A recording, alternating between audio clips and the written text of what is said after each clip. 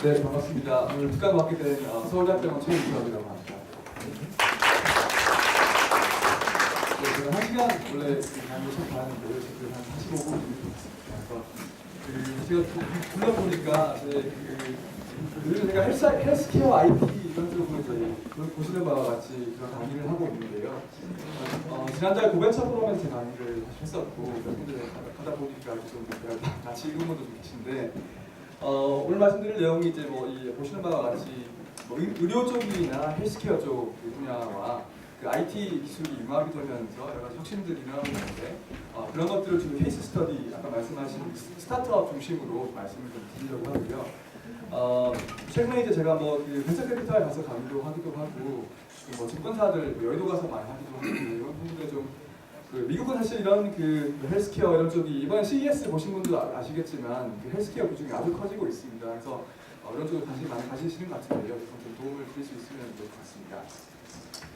저는 이제 소개할 때 처음 보여드린 슬라이드인데요. 잡스가 이제 아이패드를 내놓을 때 이 슬라이드를 보여주면서 애플이 이제 IT 회사뿐만이 아니라 또 인문학과에 교차로에 있다 이렇게 얘기를 했는데 저 같은 경우는 이제 컴퓨터공학, IT 쪽이랑 생명과학 쪽이랑 이런 의학 쪽에 이제 교차로에 있으려고 노력하는 사람입니다. 저는 공대 박사 출신, 지금 병원에 일을 하고 있지만 공대에서 박사하는 출신이고요.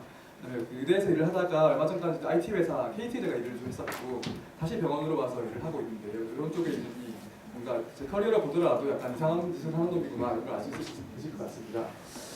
제가 원래 전공은 암 같은 것들을 이제 생물정보학이라고 해서 암 쪽을 전공을 한 생물학자인데요. 제가 취미로 이제 이런 블로그 혹시 보신 분도 계시겠지만 블로그를 이제 이런 헬스케어, IT 융합 이런 것도 하고 책도 한 번 쓰고 하다 보니까 이런 쪽으로 막 강의를 오히려 배보다 배꼽이 더 커지게 되는데 주로 이런 쪽으로 말씀을 드리려고 하고요. 제가 이런 것들을 이제 의사분들한테 말씀을 드리고 약사분들, 간호사분들, 대학생들 이런 투자자 모임들도 많이 오는데 가장 큰 메시지는 이겁니다. 지금까지 어떤 시대와 큰 변화가 이제 앞으로 다시 올 거다 아니면 이미 그런 변화가 시작이 되었다는 메시지를 제가 첫 번째로 드리고 싶은데요. 특히 이제 이런 의료 쪽에는 이런 IT와 융합에 의해 가지고 어떤 쓰나미와 같은 이 변화를 거스를 수가 없을 것이고 이런 변화에 따라 가지고 또 많은 분들은 이제 특히 이제 의사분들이나 의료계 종사하시는 분들은 여기는 이제 아마 안 계시기 때문에 좀 편하게 말씀을 좀 바꾸는 문제가 있을 수 있을 것 같고 특히 요즘에 얘기하는 원격 의료라든지 아니면 이런 애플이나 구글이 뛰어들고 있는 그런 의료기기 같은 것들 때문에 앞으로 많은 변화가 있을 것 같습니다. 그런 것들이 되게 도도한 흐름과 같아가지고 거슬 수 없다는 걸 일단 말씀드리고 싶고요. 이런 변화가 올라온다고는 하는데 우리가 어떻게 대처할 수 있을 것이냐라고 하면 우리가 어떤 변화가 일어나는지 알아야지만 대처할 수 있을 것 같은데요. 특히 이제 제가 최근에 아마 기고한 글을 보신 분도 계시겠지만 이제 작년 같은 경우에 거의 헬스 IT, 디지털 헬스케어의 어떤 원년이라고 이야기할 수 있을 것 같고요. 뭔가 나중에 올해 말 정도나 몇 년이 지나게 되면 이런 크게 일어난 변화 같은 것들이 2014년도에 시작이 됐구나 하는 것들을 많이 느끼실 수 있을 것 같은데 작년에 어떤 변화가 있었는지 좀 한번 리뷰를 좀 해드리겠습니다. 첫 번째로 보면 아시다시피 애플이 iOS 8을 내놓으면서 헬스키트, 헬스 앱 요즘에 iOS 8로 업그레이드 하신 분들은 건강이라는 앱들 다 들어있죠, 그죠? 그런 것들을 기본적으로 태우겠다고 말씀을 얘기를 했었고 되게 많은 헬스케어 디바이스와 앱에서 얻은 헬스 데이터를 통합적으로 관리를 하고 나중에 병원까지 이제 이런 연계를 하는 시스템을 만들겠다고 얘기를 했었고요. 구글은 구글핏이라고 하는 헬스케어 플랫폼을 만들어가지고 이게 병원까지 연결은 안 되지만 앱과 디바이스를 믹스 앤 매치할 수 있는 플랫폼을 만들었습니다. 삼성도 3이라고 하는 이거는 이제 갤럭시 기어핏 위주의 이제 플랫폼인데 역시 이제 헬스케어 플랫폼을 만들어가지고 이번에 새로 나온 갤럭시 보시면 이제 헬스케어 기능들이 기본으로 들어가 있는 거 아실 수가 있죠. 작년 9월달에는 소위 아이워치라고 하는 루머가 되게 많이 떠돌던 게 드디어 나왔는데 그게 이제 애플 워치라고 하는 이름을 나왔습니다. 핵심 기능 중에 하나가 애플페이도 있었지만 이제 이런 헬스케어 기능이라서 기본적인 만복의 기능과 달리기 이런 것들이긴 하지만 헬스케어가 핵심적인 기능으로 나왔습니다.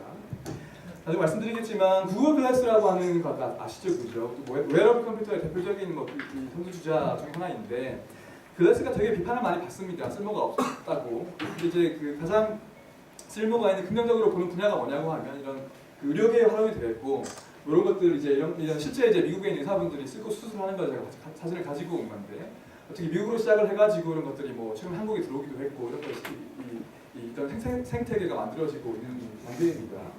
당연 1월달에 구글은 이제 이런 스마트 컨택트 렌즈를 개발하겠다 공식 발표를 했었고, 그래서 어떤 당뇨병 환자들 보면 손에 피를 내 가지고 그 혈당 레벨을 측정을 하는데 그걸 필요 없이 눈물에 있는 그 글루코즈, 그러니까 혈당 그 당 수치를 측정하겠다고 이제 공식 발표를 했죠. 그 다국적 제약사인 노바티스와 함께 이런 그 렌즈를 개발을 하고 있습니다. 나중에 더 자세히 말씀드리겠지만 IBM에 있는 그 슈퍼컴퓨터 왓슨이라는 놈이 있습니다. 왓슨이 이제 원래는 뭐 퓨전 나가서 인간들을 막 물리치고 그랬는데 지금 이 사진이 어떤 거냐고 하면 그 MD 앤더슨이라는 미국의 되게 큰 암센터가 있는데 거기에 들어가서 이제 의사와 함께 암 환자를 진료를 하는 거죠. 그래서 의사한테 뭐 이런 환자의 데이터를 분석을 해가지고 이 환자의 이 최적의 치료법은 무엇이다라고 권장을 해주는 겁니다. 그걸 보고 의사가 판단을 하는 거죠. 이건 퀄컴인데요. 여기 어떤 사진이냐고 하면 그 스타 트랙이라는 SF 영화 아시죠? 거기 보면 이제 이런 이렇게 되어 있는 그 트라이코더라고 하는 소형 뭐 의료 기기 같은 게 나오는데 이런 뭐 피부를 스캔을 좀 하면 병을 진단을 할 수도 있고 뭐 치료도 할 수 있는 되게 허무맹랑한 기기인데요. 그거를 만드는 팀에게 그 $10 million 100억 원을 주겠다고 퀄컴이 내걸었고요. 작년 8월달에 한 2, 3년 전에 이거 시작을 해가지고 300개 넘는 팀이 전 세계에서 몰려들었다가 작년 8월달에 10개 팀이 이제 이 개선팀으로 틀어졌고 올해 이제 이런 환자한테 적용을 해가지고 최종 그 위너를 선정하겠다는 그 계획이 가지고 있습니다. 이걸 보시면 뭐 IBM도 나오고 뭐 구글도 나오고 애플도 나오고 뭐 퀄컴도 나오고 삼성도 나오는데 이게 기존에 보면 우리가 IT 기업이라고 알고 있는 것들인데 다들 이제 이런 헬스케어, 뭐 의료 쪽으로 진출을 한다는 것을 아실 수가 있죠. 그래서 이게 뭔가 헬스케어 쪽에 큰 뭐 변화나 기회가 오고 있긴 한가 보다 이런 것들을 좀 감을 잡을 수 있을 것 같습니다. 또 한 가지가 뭐냐면 우리나라의 기업은 없네 하는 걸 또 아실 수가 있을 거예요. 다 제가 외국 기업을 좋아해서 외국 기업만 들어드리는 게 아니고 한국 기업은 이렇게 많이 활동이 없기 때문에 제가 들어드리지 못하는 거거든요. 그래서 그런 것들을 좀 주로 보시면 될 것 같습니다. 여기 시간에 말씀드리겠지만 우리는 어떻게 하면 이제 한국의 헬스케어 스타트업 같은 것들을 많이 육성할 수 있을까 그런 거 고민들을 한번 해보면 좋을 것 같고요. 그래서 IT 기술이 이런 말씀드린 그런 변화들을 주도하고 있는데 이게 왜 지금이냐는 걸 좀 한번 짚고 넘어가겠습니다. 우리가 이제 제가 체스판의 우화를 말씀을 드리려고 하는데요. 이게 어떤 거냐고 하면 이제 옛날 옛적에 되게 왕국에 신하가 있었는데 이렇게 막 되게 큰 공을 세워가지고 왕이 신하한테 상을 좀 주고 싶은데 무슨 상을 원하냐 했더니 체스판을 주면서 이제 뭐 첫 칸에는 쌀 한 톨로 시작을 해서 그 다음 칸 갈 때마다 이제 2배씩만 늘려주세요라고 했죠. 그래서 이제 뭐 한 톨, 두 톨, 네 톨, 8톨 가니까 뭐 얼마 안 되네 싶어서 왕이 이제 허락을 했다가 뒤로 가니까 이제 우리가 읽기도 어려운 정도의 수준으로 우리가 쌀이 늘어나가지고 목이 잘리고 이렇게 되는 건데 우리가 얘기하는 그 IT 기술이 아시다시피 무의 법칙 같은 걸로 이 방금 보여드린 그림과 아주 똑같은 방식으로 발전을 한다는 거죠. 그래서 무의 법칙이 뭐냐고 하면 어떤 CPU나 이런 메모리나 이런 것들이 한 18개월이나 2년마다 2배씩 늘어난다는 게 무의 법칙인데 이게 지금까지 아주 잘 지켜지고 있는 것이고 앞으로도 그렇게 발전을 하리라고 예상을 하고 있다는 것이죠. 그래서 우리가 이게 뭔가 그러면 이제 우리가 기술적인 이런 기하급수적으로 발전을 하고 있는데 우리가 지금 어디에 있냐고 하면 2006년도에 체스판의 절반을 넘어섰다는 겁니다. 그래서 우리가 기술 지금까지도 되게 빨리 발전해왔고 지금 빨리 발전하고 있는데 앞으로 더 빨리 발전할 것이라는 것이죠. 그래서 지금 생각해보면 이게 어떤 의미냐고 하면 예를 들면 이런 거죠. 지금도 컴퓨터가 되게 그러니까 옛날이랑 비교해 보면 뭐 아이폰 같은 것도 보면 이런 옛날에 상상도 할 수 없었던 그런 컴퓨팅이 가능한 건데 지금부터 10년이나 20년을 따지면 지금부터 한 1000배는 더 이 좋은 컴퓨터를 가지고 있을 거라는 것입니다. 그래서 이게 되게 큰 변화가 일어나고 있다는 것이고 뭔가 우리가 이런 변화의 티핑 포인트가 이게 헬스케어나 의료를 혁신할 수 있을 정도로 이미 도달했구나 그런 것들을 아실 수가 있을 것 같습니다. 제가 오늘 한 가지 포인트를 말씀을 드리려고 하는데요. 첫 번째가 어떤 거냐고 하면 개인 유전자 분석을 말씀을 드리려고 하거든요. 미국에 있는 스타트업입니다. 그리고 두 번째가 방금 말씀드린 IBM에 있는 슈퍼컴퓨터 왓슨 예를 좀 들어드리고 세 번째가 구글 글라스이고요. 네 번째가 3D 프린터이고 다섯 번째가 이런 모바일 헬스케어입니다. 제가 시간 절대 모르겠는데 가보도록 하겠습니다. 처음에는 개인 유전자 분석인데요. 이 휴먼 게놈 프로젝트라고 하는 게 있는데 이게 어떤 거냐고 하면 모든 인간의 모든 유전 정보를 다 읽겠다고 하는 게 이런 프로젝트였습니다. 10년 전에 끝났는데 이게 이제 그때 2003년도를 기억해 보시면 이렇게 막 모든 인간의 질병의 비밀이 풀리고 막 이런 뉴스가 막 나왔습니다. 그때 기억해 보시면. 근데 지금 우리가 그 10년, 12년 지난 상황을 돌아보면 이게 그렇게 큰 변화가 사실 있었던 것 같지는 않기도 하죠. 근데 이제 실제 우리가 들여다보면 아주 큰 변화가 있었다는 것이고 특히 이런 그 어떤 거냐고 하면 그 인간의 유전 정보를 그 읽을 때 들어가는 비용이 코스트가 처음에는 이제 27억 불이 들었다가 이게 점점 시간 따라 줄어들면서 지금은 이제 한 수천 불 정도, 지금 뭐 1000불 정도라고 얘기를 하는데 그 27억 달러가 들던 것이 한 100만 원이면 할 수 있는 시대가 왔다는 겁니다. 시간이라고 하면 한 명을 분석할 때 13년이 걸렸던 것이 지금은 사실 여기 제가 일주일 적어놨지만 30시간 걸립니다. 지금은. 그래서 이게 그 아주 이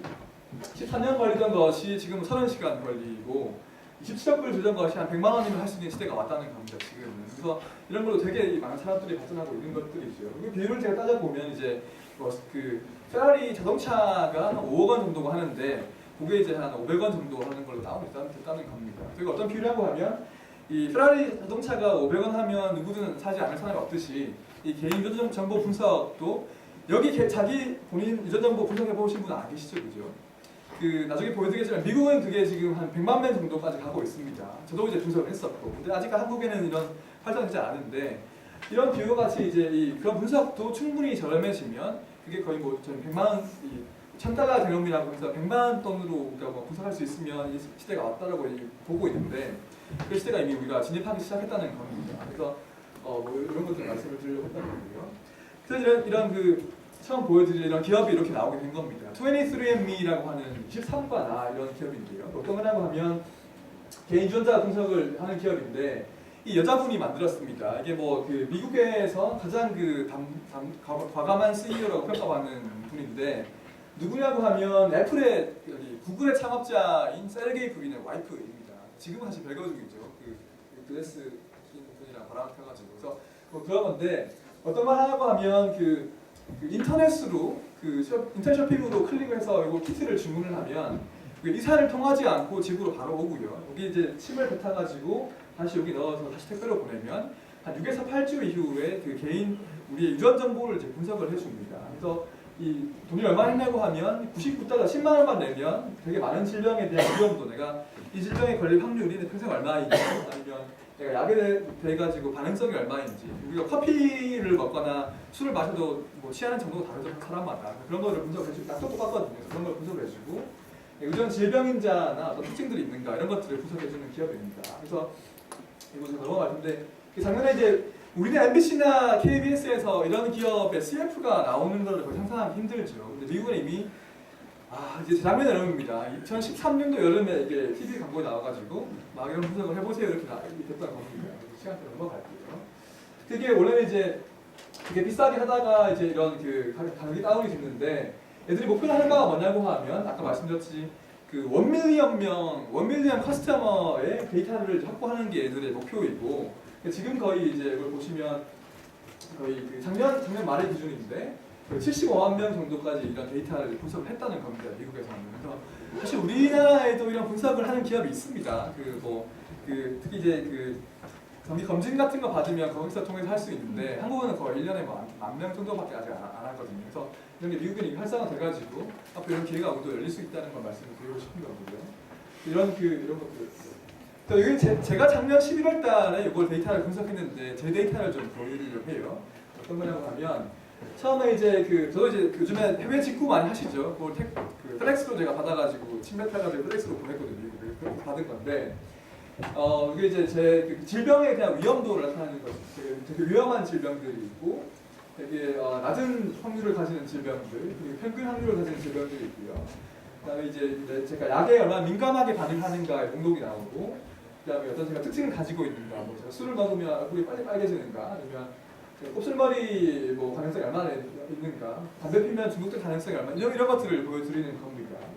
그다음에 뭐 이런 뭐 되게 펀한 분석도 많이 하는데 제가 네안데르탈인과 얼마나 비슷한가 뭐 이런 것도 분석을 해줍니다. 그래서 제가 보면 네안데르탈과 되게 비슷하다 나오는데 그래서 보면 이제 그럼에도 불구하고 가장 이제 걱정이 되는 것은 요 페이지죠. 그래서 제가 평생 걸릴 그 질병에 걸릴 확률 높은 것들이 나오게 되는데, 예를 들면 이런 겁니다. 평균 일반적인 사람들의 확률이 이게 제일 높은 게 이제 그 AFib이라고 심방세동이라는 심장 혈관의 질환인데, 이게 이제 일반인들은 27%의 확률이다가 저는 이제 거의 2배인 그 46%의 확률로 이제 걸린다고 되어 있고, 제1형경 당뇨병이 되게 높은 거 나옵니다. 이렇게 뭐 이런 분석을 이제 해주는 겁니다. 이게 되게 뭐 유전적인 통계적인 걸 분석을 해주는 건데, 이렇게 뭐 저학도 돼가지고 뭐 들어가면 되게 복잡한 얘기입니다만 이런 분석을 해준다는 점만 아시면 될 것 같습니다.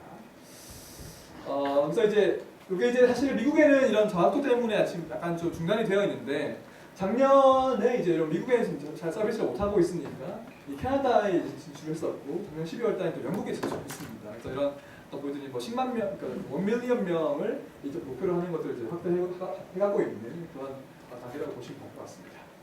이런 것들이 이제 활성화가 된다고 하면 이제 방법을 보여드려봤는데, 되게 혼란에 빠지는 인더스트리가 있습니다. 어디냐고 하면 이제 보험사가 되겠죠. 그래서 우리가 뭐 여기서 모든 분들이 우리가 암에 걸릴 확률을 다 정확하게 알고 있다고 하면 이 암보험사들은 되게 큰 위기에 처하게 됩니다. 그래서 우리가 이제 암에 걸릴 확률이 높다고 하면 암보험이 되게 많이 들 거고, 내가 암에 걸릴 확률이 없으면 암보험 잘 안 들겠죠. 이렇게 되면 이제 이 보험사들은 되게 BMA 자체에 이제 좀 문제 생길 수도 있는 그런 것들을 보일 수 있습니다.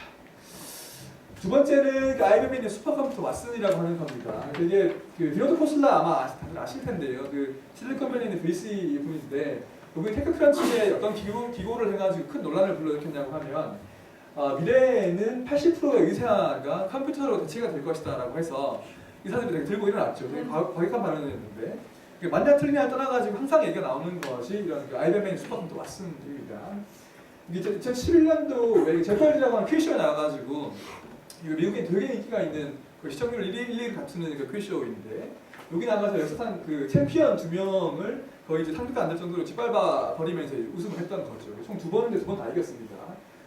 이런 분들이 이제 그 뭐 일주일에 한 번 하는 쇼라고 하면 뭐 74연승을 했던 부분이고, 요분을 이겼던 부분인데, 그런 분은 이제 거의 상금이 2배, 3배 되는 걸로 이제 밟아버린 거죠. 그래서 되게 주목을 받게 됐는데, 특히 이제 이런 그 퀴즈의 문제가 아주 간단한 것이 아니라 되게 은유적이고 비유적이고 막 꼬아있는 이런 문제를 이해를 해야지만 풀 수 있다는 그런 것이었고요. 그래서 이렇게 우승을 하면서 이렇게 컴퓨터 인공지능이라고 하는 것이 되게 제한적인 퀴즈쇼라고 하는 이 환경이 하지만 어떤 의미에서는 컴퓨터보다 그러니까 인간보다 컴퓨터 더 잘 사고할 수도 있구나, 이런 걸 증명을 했습니다.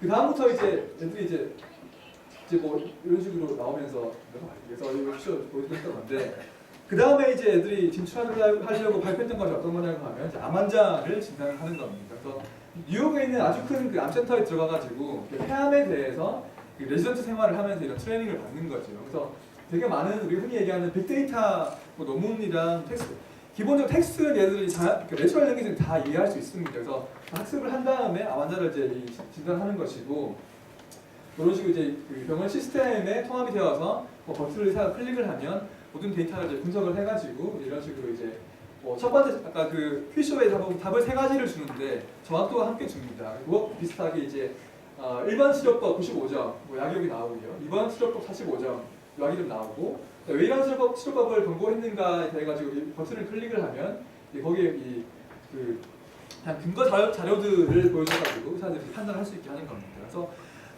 그 현대의학의 가장 중요한 컨셉 중에 뭐가 있냐고 하면 그 근거 중심 의학이라고 그 에비던스 베이스 메디슨이라고 하는 그 컨셉이 있는데요. 사실 인간 의사는 이게 모든 이 정보들을 뭐 지금도 되게 많이 쏟아 나오는 정보를 다 기억할 수가 없죠, 그죠? 그래서 컴퓨터는 그런 걸 가능하기 때문에 뭔가 근거 중심 의학을 더 잘 실현할 수 있겠다고 뽑히고 있는 그런 컴퓨터입니다. 그래서 이거 이제 그러니까 2013년도 10월 달부터는 앤더슨에 들어가가지고 이게 백혈병을 진단하겠다고 이제 발표한 건데, 이거 이제 사실 가장 중요한 뭐 재미있는 이슈는 이거죠. 컴퓨터가 정말 인간 의사보다 더 중요할 건가인데, 뭐 정확할 건가인데, 어떤 부분은 이제 뭐 단순 데이터 처리나 모니터링 같은 것들은 컴퓨터 다 할 수도 있고, 창의성이 필요하거나 뭐 그런 것들은 인간이 더 잘할 수도 있는데요. 그거를 이제 작년 그 중순에 이제 미국인 학회에서 되게 큰 학회에서 IBM이 발표를 했습니다. 왓슨의 정확도에 대해 가지고. 근본적으로 뭐냐고 하면 뭐 이제 그러니까 앤디 넬슨의 그 실제 의사와 비교를 했을 때 80%의 확률로 거의 판단이 일치한다는 것이고, 뭔가 공고를 이제 실험법을 줬을 때 정확하지 않을 확률이 3% 이하였고, 정확한 그 진단법이 낮은 점수를 받을 경우가 1% 이하였습니다. 그래서 이게 작년에 이제 작년 6월달에 발표한 거였고, 올해 6월달에 또 발표하겠다고 얘기를 했는데, 그만큼 이제 이런 그 인공지능이 인간 의사와 거의 비슷한 수준까지 80%의 확률로 비슷한 수준까지 올라왔다는 것을 알 수가 있는 겁니다. 그래서 IBM은 왓슨에 되게 큰 기대를 걸고 있고, 뭐 아시다시피 이제 이 왓슨 펀드를 만들어서 이 왓슨의 어떤 엔진을 이용을 하는 그 어떤 뭐 앱이나 이런 디바이스를 만드는 스타트업에게 투자하겠다고 이제 이 펀드를 생태계를 만들겠다고 했었고, 그래서 우리가 이제 이런 그 보시면 이런 앱을 이용을 하는, 왓슨에 인터페이스가 없습니다. 그냥 브레인만 있는 건데, 이런 그 앱을 만들거나 이런 쪽에 투자를 해가지고 이제 이런 뭐 웰톡이랑 같은 이런 뭐 지금까지 3개의 기업에 투자를 했는데요. 그런 생태계를 만들어가고 있는 중입니다. 넘어가겠습니다. 그 웨어러블 디바이스 그다음인데요. 그 구글 글래스 얘기를 좀 하려고 합니다. 글래스 해보신 분도 아마 좀 계실 텐데요. 어떤 건지 아시겠지만 이 안경 형태의 디바이스이고, 여기 이제 뭐 여기 여기 안경 다리를 손으로 터치해가지고 이제 뭔가 해볼 수도 있고, 아니면 내가 뭐 오케이 글래스 해서 이걸 깨울 수도 있고, 고개 지수로 이걸 움직일 수도 있습니다. 그래서 뭔가 손을 쓰지 않고 할 수 있는 건데, 뭐 그 영상 같은 걸 보신 분 아시겠지만 이건 뭐 지도도 찾고 뭐 사진도 찍고 뭐 비디오 통화도 하고 막 그런 건데, 가장 크게 문제점이 지적받는 게 뭐냐고 하면 이 스마트폰으로 다 된다는 거죠. 그런 게 지도 보고 이런 것들이. 왜 굳이 이런 그 사람들 신경 써가면서 이런 되게 기이한 걸 끼고 다녀야 되느냐 비판인데, 그래서 중요한 게 이 글래스만으로 가능한 이제 킬러 앱이 있어야 한다는 것이 지적이었고, 가장 이제 많이 받는 뭔가 희망 중에 하나가 이런 의료 분야에 활용이 되겠습니다. 그래서 이게 이제 그 2013년 초에 이제 베타 테스터를 모집을 했는데, 트위터를 통해 가지고 내가 글래스를 가지면 뭘 하겠다라고 하는 게 이제 얘들의 그 내용이었는데요. 많은 분들이 지원자 많은 분들이 누구였냐? 의사분들이었고요. 그다음에 이런 작년 중순에 발표한 구글이 이제 공식 파트너, 구글 글래스 파트너사 5개 중에 3개 스타트업이 이제 의료 관련 앱을 만드는 회사였습니다. 그래서 그만큼 구글 글래스에 대한 이런 의료적인 활용이 되게 큰 비중을 차지한다는 걸 아실 수가 있겠죠. 시간이 없지만 영상 요거는 좀 보고 넘어가겠습니다. 이게 이제 실제 어떤 걸 보이려고 하면 영어로 나오는 건데요. 앰뷸런스에 급한 환자가 실려가면서 하는데, 응급대원이 글래스를 끼고 있습니다. 그래서 뭔가 이제 그러니까 의료 기록 같은 거를 글래스로 막 검색을 하면서 실려가는 건데, 그런 그 기록을 이제 응급실에 있는 의사한테 바로 보는 거죠. 의사도 글래스를 끼고 있습니다. 의사가 이제 막 보면서 이걸 데이터 EMR이라고 하는 병원의 데이터 시스템이 있는데, 거기에 데이터를 입력을 하기 위해서 글래스로 녹화를 하거나 받아쓰기 딕테이션을 해가지고 바로 입력을 하고요. 그다음에 영상을 멀리 있는 다른 의사와 공유를 하면서 협진을 합니다. 그런 것들을 보여드리는 건데요. 어떤 하면 실제 이제 그냥 배우들이 나와서 하는 건데, 실제 미국에서 하고 있는 것들입니다. 이미 구현돼가지고 응급실이나 대학병원이 이미 구글을 쓰고 있거든요. 그런 것들 한번 보시면 좋을 것 같습니다.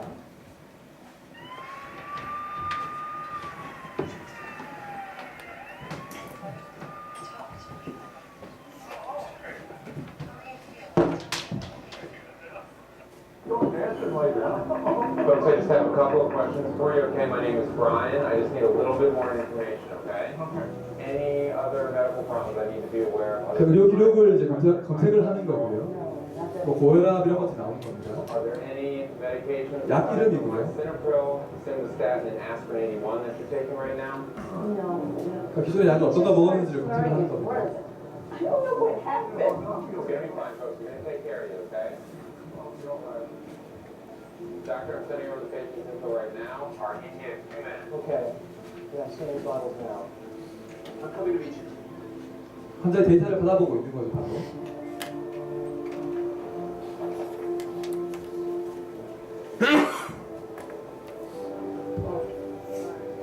Mr. Green, I'm Dr. Isaac.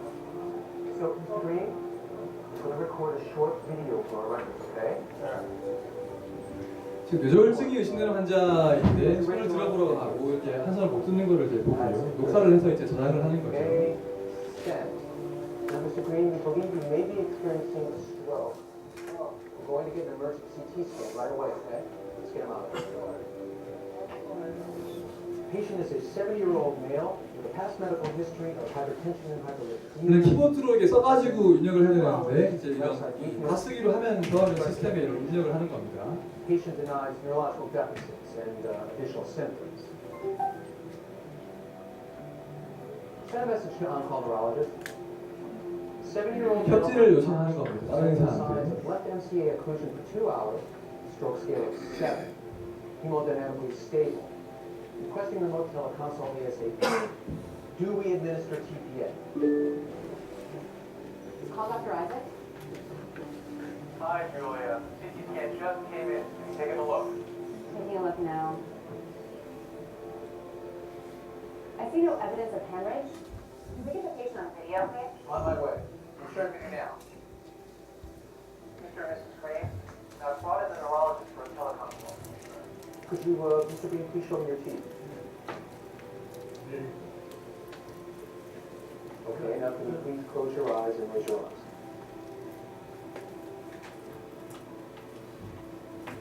Okay, now can you say, early bird gets the worm first? Any contraindications to TPA? None. Okay, I'm going to send you my recommendations right now. Let me know if 소개서를 you 써주는 need 거죠 anything else, 이제.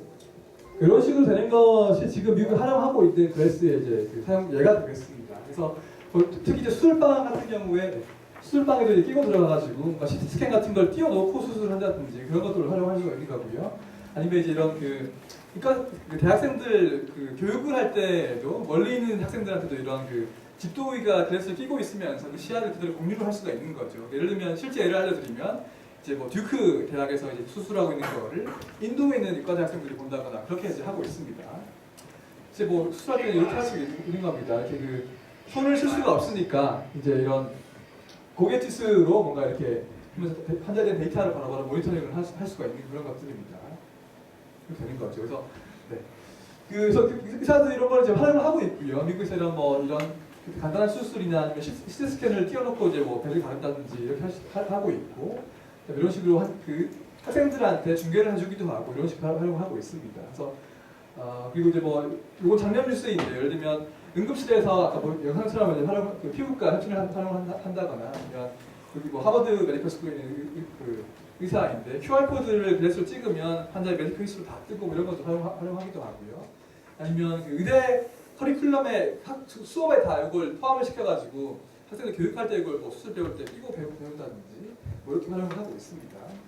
이건 이제 스타트업 제가 하나 말씀을 드리는 건데요. 아까 보여드린 그 구글이 뽑은 공식 파트너 5개 중에 하나인 업체입니다. 오버메릭스라고 하는 그 기업인데 스탠포드에 있는 의과 대학생들이랑 MBA 애들이 같이 만든 건데요. 그럼 어떤 문제를 풀려고 하냐고 하면 우리가 병원에 가서 진료실에 가면 의사가 이렇게 하고 있습니다. 그 의사는 모니터를 보고 있고 우리는 의사의 역통수나 뒤통수를 보게 되죠. 그래서 뭐 대화를 하는데 우리는 의사가 쳐다도 안 봅니다 보통. 그래서 우리 되게 같이 얘기를 하고 싶은데 별로 케어를 받지 못하고 있구나 하는 게 또 환자로서의 우리의 이제 고충이고 의사들의 고충은 뭐냐고 하면 데이터를 아까 막 입력을 하는 것이 되게 많은 시간과 노력이 들어간다는 그 불편한 뭐 프로세스라는 거죠. 그래서 이런 것들을 뭔가 이제 이런 그 글래스를 끼고서 하는 걸 다 할 수 있으면 환자랑 아이 컨택도 하면서 데이터를 더 쉽게 이제 업로드할 수 있으니까 이렇게 하면 되겠다고 하는 것이 애들이 개발한 앱이고요. 작년 1월 달부터 이제 한 6개월 정도 캘리포니아에 있는 실제 병원에서 진료에 활용을 해보면 그러니까 글래스를 끼지 않았을 때의 그래프와 글래스 꼈을 때의 그래프를 봤을 때 컵에 막 쳐넣는 게 하늘색과 빨간색이 글래스를 끼면 되게 시간이 되게 아낄 수가 있고 여기 하루에 시간 배율을 얘기하는 겁니다. 그래서 그 실제 환자와 얘기하는 시간이 되게 35%밖에 안 됐다가 그 2배로 늘어났다. 뭐 이런 것들을 보여주고 있는 게 실제 의사와 환자들 모두 이제 베네핏을 받을 수 있다. 그런 것들을 보여주는 것이 되겠습니다. 그래서 또 한 가지가 이제 이런 그 환자들이 뭐 영상을 찍고 하면 되게 프라이버시 때문에 문제가 거부감이 있을 수도 있는데 환자들은 다 대부분 이런 걸 의사가 쓰는 걸 동의를 하더라. 이런 것들을 말씀을 드리는 겁니다. 그래서 이렇게 그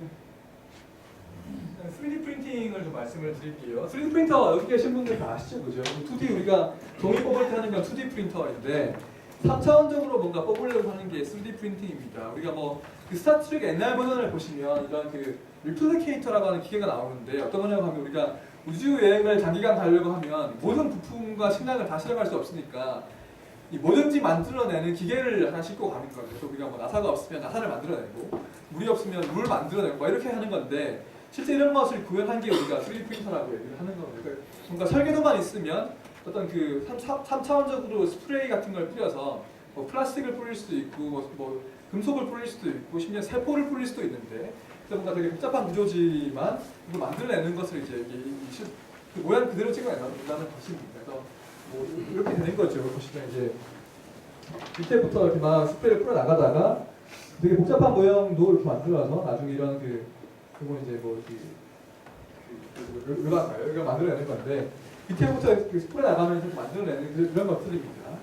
근데 이게 의료에 어떻게 쓰이냐고 하면 우리 사실 여기 계신 모든 분들이 다 다른 얼굴과 신체 구조를 가지고 있습니다. 그래서 우리가 뭔가 우리에게 딱 맞는 맞춤형 뭔가를 만들려고 할 때 이 3D 프린터를 활용할 수가 있다는 겁니다. 그래서 예를 들면 처음에 제가 두세 가지를 보여드리는 것이 기존에 또 손으로 깎으면 할 수 있는 건데 3D 프린팅은 되게 싸고 쉽고 빠르게 하는 것을 제가 보여드리고 나중에는 손으로 못해서 거의 죽을 수 있는 환자였는데 이걸 이제 뭔가 이제 이 환자의 목숨을 3D 프린터로 살린 것을 보여드리려고 하는 겁니다. 처음에 보여드린 게 이런 그 보청기이죠. 뭐 딜라이트 보청기를 아실 텐데 원래는 그 거의 뭐 그 장인 같은 분들이 막 깎아가지고 만들었죠 손으로. 근데 그런 거를 이 3D 스캔을 해가지고 귀 모양 딱 맞는 그 보청기를 만들어서 이제 이렇게 이런 걸 사람마다 맞는 걸 만들어내는 겁니다. 그래서 이미 이제 이런 그 보청기 산업은 3D 프린터가 나온 다음에 완전 패턴이 뒤바뀌었습니다. 기존의 보청기 회사가 막 망하고 딜라이트 보청기 같은 새로운 회사가 막 뜨게 된 거죠.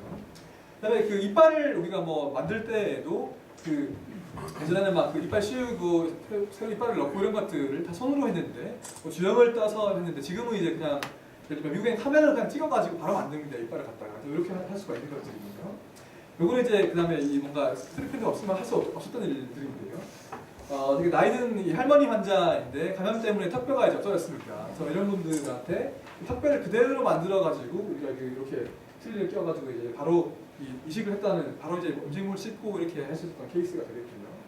요거 되게 뭐 저희 쪽에 되게 유명한 케이스인데 어떤 거냐고 하면 또 생후 2개월 된 아기인데 막 그 태어나자마자 호흡곤란으로 입원을 했습니다. 왜 그러냐고 하면 이 장기들의 이 기관지 그 기도가 막 짓눌려 가지고 숨을 못 쉬고 있었던 거예요. 뭐 이게 뭐 다른 기술이 없으면 그 죽는 건데 그 3D 프린터를 이용해가지고 기도를 정확히 똑같이 만들어 가지고요.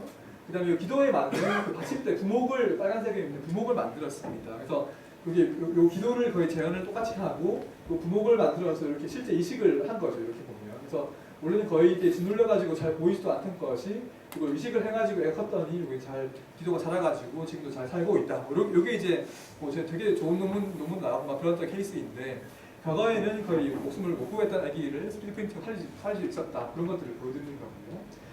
그다음에 이제 마지막 케이스가 이제 그 두개골을 프린팅을 한 겁니다. 어떤 거냐고 하면 네덜란드에 있는 그 젊은 여성 환자였는데 두개골이 자라는 이런 질병에 걸리게 된 거죠. 그래서 뭐 우리 일반인들은 두개골이 1.5cm 두께인데 이분은 안쪽으로 두개골이 자라가지고 5cm가 넘었습니다. 그래서 막 눈도 안 보이고 이제 막 정신도 없고 그래 된 거죠. 그래서 어떻게 했냐고 하면 다음 장이 좀 징그러운데요. 이게 두개골을 다 잘라내고 똑같은 모양의 이 플라스틱 두개골을 만들어서 이식을 한 거죠. 그래서 바로 시야를 회복하고 이제 이게 3-4개월 수술을 3-4개월 후에 나왔던 기사인데 그때가 건강하게 잘 살고 있었다고 합니다. 그래서 이런 것들 보면 과거에는 거의 이제 살 수 없었던 분들을 3D 프린팅으로 우리가 뭔가 목숨을 구하고 이런 것들이 계속 나오고 있는 거죠.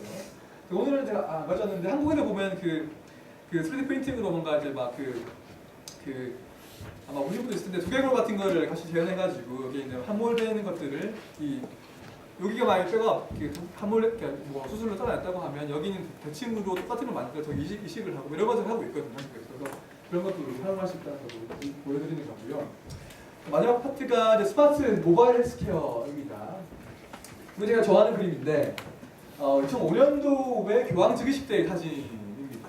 그리고 2013년도에 또 다음 또 교황즉위식이 있었는데 어떻게 바뀌었을까요? 다들 아실 텐데 방금도 막 하시는데 이렇게 바뀌었죠, 그죠? 그래서 거의 8년밖에 안 지났는데도 보면 우리가 모든 사람들이 스마트폰과 뭐 태블릿 PC를 가지고 다니는 시대가 됐습니다. 그래서 이게 뭐 되게 우리가 이렇게 아시는 되게 많은 변화를 일으켰는데 이 헬스케어 분야도 되게 큰 변화를 일으킨 거죠. 그래서 우리가 이런 뭐 모바일 의료기기 같은 것들을 만들려고 한 시도는 되게 많았습니다만은 이게 큰 문제가 뭐였냐고 하면 가격이 문제였고 두 번째가 어떻게 하면 사람들이 그걸 들고 다니게 할 것인가가 문제였는데 알고 보면 우리도 모르는 사이에 우리가 컴퓨터를 막 주머니 속에 넣고 다니고 이렇게 시대가 돼버리는 거죠. 그래서 이게 이런 뭐 의료기기들이 나오게 된 겁니다. 어떤 거냐고 하면 뭐 제가 굉장히 많은 그 아이폰을 쓰는 의료기기들이 나와 있는데 제가 제일 대표적으로 보여드리는 게 얼라이프라고 하는 그 심전도 측정기인데요. 이게 잘 안 보이지만 여기 있는 그 케이스입니다. 이렇게 이제 뒷면에 보면 사실 이렇게 새로운 버전이 최근에 나왔는데 전극이 2개 달린 스마트폰 케이스라서 이걸 딱 끼우면 이걸로 이제 뭔가 이 심전도 우리가 그 응급실 가면 제일 처음 재는 이런 심전도를 잴 수가 있는 거죠. 그래서 뭐 이렇게 되는 건데요. 이 케이스를 뒤에 껴가지고 이렇게 하면 이제 아이폰이 그 심전도 측정기가 되는 것이고 이 엄지손가락을 대거나 아니면 가슴에 대가지고 이런 심전도를 측정을 합니다. 이렇게 나오는 거죠. 여기 이제 미국에서 이제 그냥 장난감 같은 기기가 아니고 FDA 승인을 이미 받아 있는 실제 의료기기라는 것이고 뭐 환자를 처방을 할 수도 있고 뭐 진료실에서 활용할 수 있는 그런 기기입니다. 그래서 뭐 작년 초에는 실제 이제 그 일반인들이 살 수 있는 그 오버 더 카운터 승인이 나가지고 저도 이제 구입을 뭐 직구를 제가 한국에 했었고 뭐 이렇게 제가 제 데이터 이렇게 잴 수가 있는 거죠. 그리고 이제 같이 재면 뭔가 증상도 같이 이제 입력할 수가 있고 또 한 가지 중요한 것이 어떤 거냐고 하면요. 아마 그 웨어러블 디바이스 만드는 기업에 뭐 관심이 있으시거나 투자를 하실 수도 있을 텐데 제가 저는 웨어러블 디바이스를 사실 크게 아직까지는 긍정적으로 보고 있지 않은데 어떤 큰 문제가 있냐고 하면요. 이 데이터의 측정은 잘 하는데 그 측정한 데이터로 뭘 할지가 문제입니다. 그래서 측정은 뭐 내가 마모계로 열심히 거는 걸 되게 정확하게 나오는데 이 so what이거든요. 지금 그래서 그거 어쩌라고 하는 게 문제인데요. 그래서 뭔가 우리가 측정한 데이터로 내가 질병을 치료를 하고 건강을 더 증진시키고 이런 어떤 인사이트를 얻을 수 있으면 좋은데 지금 사실 그러지 못한다는 게 대부분 모두라고 할 수는 없고 대부분의 뭐 웨어러블 디바이스 헬스케어 웨어러블 디바이스 가지는 문제이거든요. 그래서 근데 이런 것들은 좀 좋은 해결책을 보여주고 있습니다. 어떤 거냐고 하면 원격 진단인데요. 우리가 아직 한국에 금지되어 있는데 그러니까 데이터를 앱으로 통해 가지고 실제 의사한테 보낼 수가 있습니다. 바로 아이폰에서. 그래서 보내면 24시간 내에 이런 답이 오는 거죠. 정상이다, 좀 이상하다, 빨리 병원에 가봐라 이렇게 답이 오는 겁니다. 그래서 환자가 어떤 그 실제 데이터를 측정만 하는 것이 아니라 베네피스를 얻을 수가 있다는 그런 내용입니다. 그래서 뭐 12불을 내면 미국의 실제 전문의한테 보내가지고 이제 답이 오는 건데 저도 한국에서 이제 12불을 내고 이제 보내봤더니 사실 불법인데요. 2시간 만에 답이 왔습니다. 저는 정상이니까 뭐 할 필요 없겠다 이렇게 나오니까 실제로 활용할 수가 있다는 겁니다. 또 한 가지가 뭐냐고 하면 이게 애플 바로 다음 말씀드린 애플 헬스키트와 관련된 내용인데 데이터를 핸드폰에만 가지고 있는 게 아니고 병원까지 보낼 수가 있는 겁니다. 그래서 그 병원 아까 말씀드린 뭐 EMR 시스템 병원 시스템이 있는데 의사들이 막 쳐넣는 게 그거거든요. 그 진료할 때 거기로 연동이 돼가지고 나는 집에서 핸드폰으로 이걸 쟀는데 이제 자동으로 병원으로 가서 내가 다음번 진료 받으러 가면 의사들이 데이터를 다 가지고 있는 거예요. 그래서 그런 식으로 그 환자들한테서 뭔가 이 효용을 줄 수 있는 것들을 생각을 해냈고요. 그러니까 오히려 자동 알고리즘 FDA 시각처 승인을 받은 이 자동 알고리즘을 통해 가지고 재기만 하면 아까 제가 내가 걸릴 확률이 높다고 했던 심방세동을 바로 이렇게 정확하게 진료를 해줍니다. 그래서 그러면 세 가지 보여드린 그 되게 좋은 방법으로 핏빛 같은 거는 이게 측정하면 측정으로 끝인데 얘들은 이제 이런 식으로 뭔가 실제 효용을 주는 방법을 대신을 하고 있다. 이렇게 보여드릴 수가 있을 것 같습니다. 방금 보여드린 거는 하나의 디바이스와 뭐 하나의 이제 EMR 업체가 연동이 된 건데 이런 걸 더 확대를 시키는 게 이제 애플의 헬스케어 플랫폼입니다. 그래서 얘들이 얘기한 것이 이런 뭐 앱도 있고 디바이스 같은 것들을 다 연동을 시키고 뒤쪽에는 이게 되게 많은 병원들을 다 연결시켜가지고 환자들이 이제 뭔가 집에서 디바이스나 앱 같은 걸로 잘 안 보는데 이거 재면 여기 아이폰 내부거든요. 아이폰 내부로 데이터가 들어와서 아이폰의 DB에 저장했다가 다른 이제 그 EMR 앱을 통해 가지고 병원으로 전송이 되고 뭐 메이오 클리닉이나 뭐 스탠포드 뭐 듀크 같은 데 가서 이제 그게 뭐 환자 이상이 있으면 다시 연락이 가서 이렇게 간다는 거 그런 게 지금 헬스키트의 전반적인 그림이거든요. 그래서 이런 식의 뭔가 애플은 되게 많은 디바이스와 앱을 많은 병원과 이제 이 연동을 시키고 있다 이렇게 볼 수가 있고요.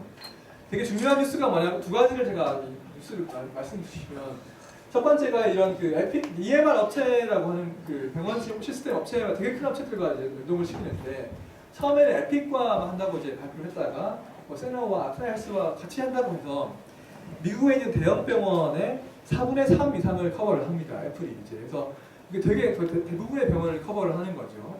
한국의 예를 사실 이렇게 비교해서 말씀을 드리면 저는 KT 일을 했으니까 KT는 그 연세의료원이랑 같이 했었죠. 하나의 병원과 하나의 기업이 했었고 SKT는 이제 서울대학병원이랑 해가지고 헬스케어를 만들었는데 하나의 병원과 하나의 이제 이 기업이 거의 아직 잘 안 되고 있거든요 지금 보면. 그래서 겨우 뭐 하는 그런 정도의 수준인데 여기 되게 많은 병원들이 같이 이제 연동을 시키고 있는 것이고 또 한 가지가 이제 이런 그냥 이 그림을 가져온 것이 아니라 그 스탠포드 병원은 이런 당뇨병 환자들 대상으로 이제 실제 그 시험을 하고 있고 듀크 병원은 암 환자들이나 심장병 환자들 대상으로 실제로 시스템을 지금 이제 실제 환자들한테 적용을 하고 있거든요. 그래서 이게 되게 정말 만성질환 환자들을 관리를 하는 효과가 있을까 하는 것들 데이터를 지금 곧 얻을 수가 있는 단계에 있습니다. 그런 뉴스를 제가 말씀을 드리는 거였고요. 그래서 이런 제가 어떤 것들을 마지막으로 말씀을 드리려고 하면 사실 뭐 투자자분들이 많으시니까 저도 주식을 좀 합니다만은 주식에 이런 경험이 있죠. 이번에는 다를 거야. 막 이런 말을 절대 믿지 말라고 하죠, 그렇죠? 뭔가 좋은 기회가 이제 이번엔 달라 이렇게 하다가 이제 이때만 망하고 이런 건데. 그리고 이제 헬스케어도 사실은 이제 몇 번 나왔으면 이런 얘기가 지금은 이번엔 다를 거라고.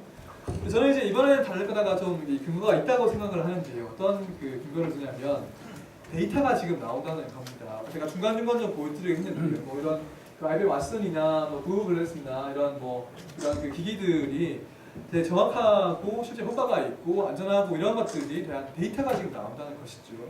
아마 IT 업계 쪽에 많이 익숙하신 분들이 많을 텐데 헬스케어는 되게 좀 가장 특이한 부분 중에 하나가 뭐냐고 하면 기본적으로 규제 산업입니다. 그래서 뭔가 그냥 건강관리는 좀 다르지만 뭔가 의료가 조금이라도 뭔가 들어가려고 하면 이게 규제가 일단 걸리고요. 그래서 되게 많은 스테이크홀더가 걸리는 거죠. 뭐 만드는 기업도 있고 환자도 있고 병원도 있고 의사도 있고 뭐 보험회사도 있고 식약처도 있고 뭐 다 엄청 많은 그 이해관계자가 얽히고 설키는 관계인데 걔들을 다 설득을 해가지고 뭔가 하려고 하면 결국에는 이 데이터가 필요한 거죠. 그래서 그런 데이터가 지금 이제 작년에도 되게 많이 나왔고 올해도 이제 이런 것들이 나오려고 기다리고 있다는 걸 제가 이제 보여드리는 거고. 그래서 이런 그 뭔가 긍정적인 부분이 있기 때문에 앞으로는 그 헬스 IT, 디지털 헬스케어 쪽이 좀 더 기회가 많이 있지 않을까 그런 것들을 말씀을 드리고 싶은 겁니다. 제가 오늘 크게 5가지 포인트를 말씀을 드렸는데요. 첫 번째가 이제 그 23andMe라고 하는 실리콘밸리 기업을 들어가지고 개인 유전 정보 분석을 말씀을 드렸고요. 두 번째가 IBM의 슈퍼컴퓨터 왓슨을 통해 가지고 이런 암 환자를 컴퓨터 진단을 하는 그런 걸 말씀을 드리고, 세 번째가 구글 글래스를 통해 가지고 웨어러블 디바이스가 어떻게 의료 활용될 수 있을까 하는 부분과 3D 프린터 의료 활용, 그리고 이 스마트폰 같은 것들로 의료 활용하는 모바일 헬스 같은 걸 말씀을 드렸습니다. 이 분야가 이제 되게 빨리 바뀌고 있고요. 사실 이 분야도 제가 좀 업데이트를 좀 해야 되는데 제가 이제 저도 이런 새로운 것들을 공부를 하고 팔로우업을 하고 있는데요. 그런 것들 이제 블로그에 열심히 쓰고 있고 페이스북에도 제가 좀 간단한 기사 같은 거 올려드리고 있고요. 네, 그 다음은 이제 책 같은 것도 헬스케어 이노베이션이라는 책인데 이런 것도 있으니까 관심 있으시면 이제 블로그나 책 같은 거를 보시면 될 것 같습니다. 시간 다 맞춘 것 같은데 여기까지였습니다. 감사합니다.